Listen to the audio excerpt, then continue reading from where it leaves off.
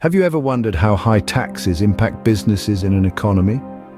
Let's dive into the current state of the Kenyan economy. In recent years, the Kenyan economy has been put through the ringer, with a 5-year streak of business closures attributed to high tax rates. These tax burdens have been a major stumbling block for enterprises, large and small alike, leading to a concerning number of companies being struck off the register. Over the last financial year alone, 2,000 companies found themselves unable to cope with the high operating costs and uncompetitive taxes, leading to their unfortunate demise. This trend of business closures is a direct consequence of the government's efforts to replenish the nation's coffers following a borrowing spree. At the helm of these measures is President William Ruto, who introduced a series of new tax rules and levies. These changes, while intended to steady the economy, have been met with a significant backlash from families and businesses alike, who are grappling with rising costs. Many businesses have had to tighten their belts, downsizing their operations, or worse, closing their doors altogether. This precarious state of affairs is not only affecting those within Kenya, but extends beyond its borders. The new tax measures, coupled with a weakening Kenyan shilling against the dollar and the euro, may deter potential investors, further adding to the economic woes. The government, on the other hand, staunchly defends its tax laws. It argues that everyone needs to pay their fair share for the economy to grow, a sentiment echoed by international financial institutions such as the International Monetary Fund and the World Bank. Yet, despite this support, there's a cloud of skepticism hanging over these promises, with experts questioning whether political leaders will indeed follow through on their commitments. As high taxes continue to burden businesses in Kenya, it's crucial to understand how this issue compares to similar economies worldwide. To truly understand the impact of high taxes on the Kenyan economy, we need to compare it to other countries with similar economies. Let's take a quick trip around the globe and see how others are faring in this high-tax environment. First, we head over to Nigeria, Africa's largest economy. Despite having a higher tax rate than Kenya, Nigerian businesses seem to be faring better. Why? The difference lies in the government's tax policies and incentives that encourage entrepreneurship, such as tax holidays for new businesses and lower rates for SMEs. Next, let's fly over to India, another country with a comparable economy. India also imposes high taxes on its businesses. However, unlike Kenya, India offers a multitude of tax deductions and incentives for businesses, particularly in sectors like technology and manufacturing. This approach has allowed businesses to thrive despite the high taxes. Now let's look at Bangladesh, a country that parallels Kenya in terms of development. Here, despite a lower tax to GDP ratio, businesses are struggling due to a complex and time-consuming tax compliance process. This shows that it's not just about the tax rate, but also about how easy or difficult it is for businesses to comply with tax regulations. Finally, let's compare Kenya with Vietnam, a country that has managed to keep businesses afloat despite a high tax environment. The key difference: Vietnam has a progressive tax system, which means smaller businesses pay less tax, making it easier for them to survive and grow.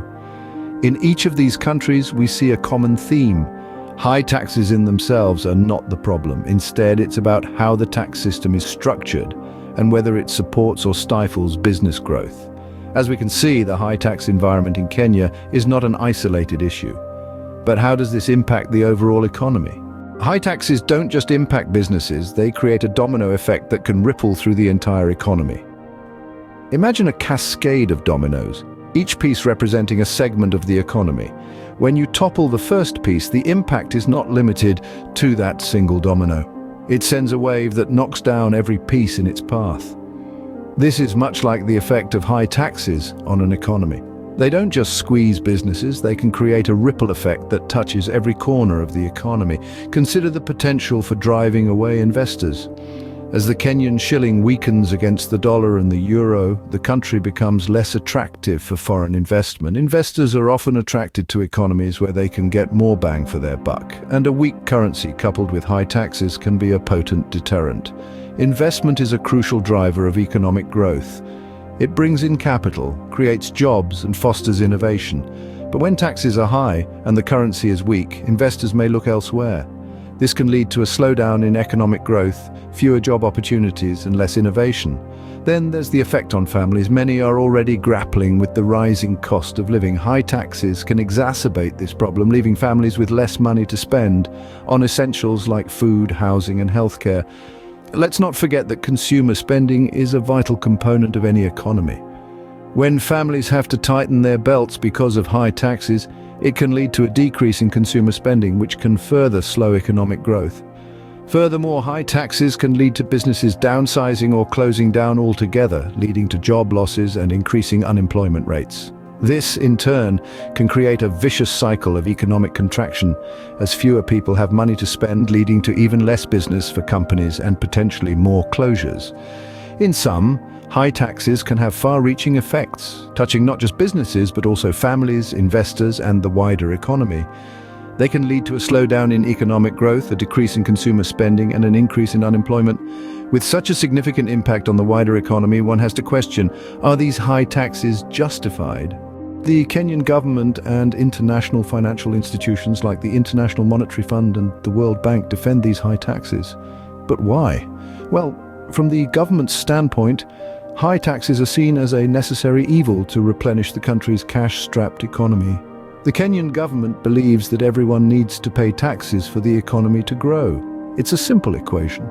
More taxes mean more revenue for the government, and more revenue should ideally translate into more public services and infrastructure development. This perspective is not unique to Kenya. In fact, many governments worldwide see taxation as the primary means of generating revenue and funding public services. The key, however, lies in striking a balance between collecting sufficient taxes and fostering a conducive environment for businesses to thrive. Supporting this standpoint are international financial institutions such as the IMF and the World Bank. They back the Kenyan government's taxation overhaul, arguing that it's a necessary step to stabilize the economy and set it on a path of sustainable growth. These institutions, with their vast experience and expertise in global economic matters, believe in the potential benefits of these tax reforms. However, it's important to remember that the effectiveness of these high taxes is not just about the revenue they bring in. It's also about how these funds are managed and invested. For the taxation overhaul to truly benefit the Kenyan economy, the government must ensure that the revenue collected is used efficiently and transparently, and that it leads to tangible improvements in public services and infrastructure. Moreover, while the government and international financial institutions may defend the high taxes, there remains a level of skepticism among some experts. They question whether the political leaders will follow through on their promises, and whether these tax reforms will indeed foster economic growth without stifling business activity. As we've seen, high taxes in Kenya are a complex issue with far-reaching implications for businesses and the wider economy.